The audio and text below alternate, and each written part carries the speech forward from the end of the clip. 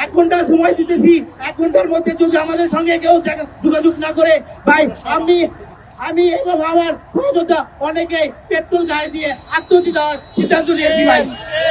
বলেছিল তারা সচিবালয়ে কোনো উপদেষ্টার সঙ্গে দেখা করাইবে, কিন্তু তারা আমরা যাওয়ার পরে দেখি কোনো উপদেষ্টা নাই। তারা এই পর্যন্ত আমাদের সঙ্গে এরকম খেলা অনেকবার খেলেছে।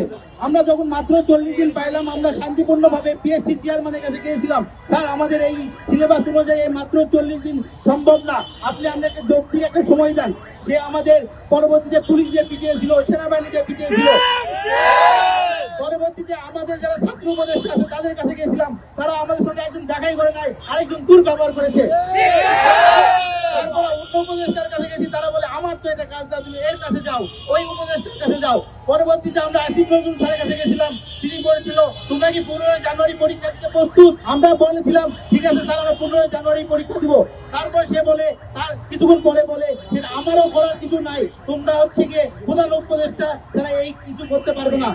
এখন আমরা ওদের নিরুপায় হয়ে প্রধান উপদেষ্টা হস্তক্ষেপে চেয়েছিলাম, কিন্তু এখনো পর্যন্ত প্রধান উপদেষ্টা আমাদের সঙ্গে কোনো যোগাযোগ করে না, বা তার উপর মহল থেকে কেউ আমাদের সঙ্গে যোগাযোগ করে নাই। আমি কেন পেট্রোল নিয়ে ঘুরতেছিলাম আপনারা জানতে চেয়েছিলেন।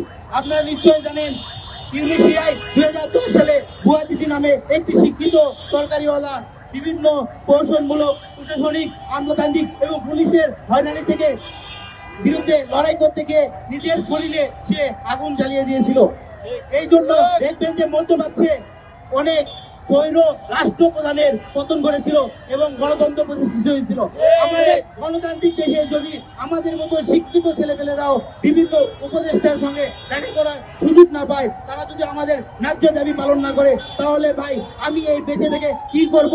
আমি যদি আত্মহত্যার মাধ্যমে যদি আমার দেশে গণতন্ত্র এবং আমার যে স্টুডেন্ট ভাইরা ফিউচারে বিশেষ দিবেন বা উন্নত চাকরির পরীক্ষা দিবেন, তাদের সঙ্গে যেন বৈষম্য না হয়, এই জন্য আমি বৈষম্য দূর করার জন্য আমার আত্মহত্যা যদি হয়ে এই বৈষম্য দূর হয়, যার জন্য আমি রাজি আছি ভাই।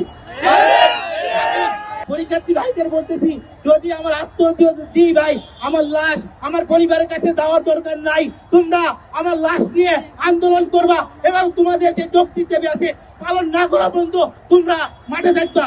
এক স্বৈরাচার পতন করেছি, আরেক স্বৈরাচার আমরা উত্থান হতে দিব না ভাই। আমরা বারবার যুদ্ধ করবো না ভাই। এই বলে আমাদের 1 ঘন্টার সময় দিতেছি, 1 ঘন্টার মধ্যে যদি আমাদের সঙ্গে কেউ যোগাযোগ না করে ভাই আমি এবং আমার সহযোদ্ধা অনেকে পেট্রোল গায়ে দিয়ে আত্মহত্যা দেওয়ার সিদ্ধান্ত নিয়েছি ভাই।